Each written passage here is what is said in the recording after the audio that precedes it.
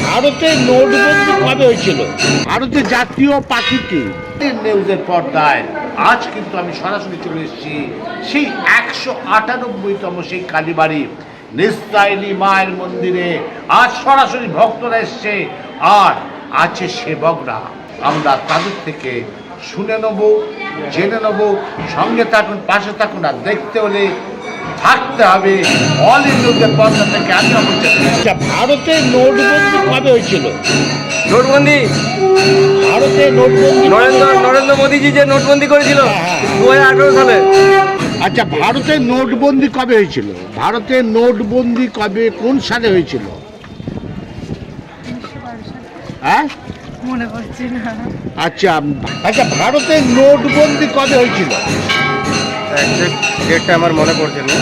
নোটবন্দি কত সালে হয়েছিল? 2022। আচ্ছা, ভারতের জাতীয় পাখি কি?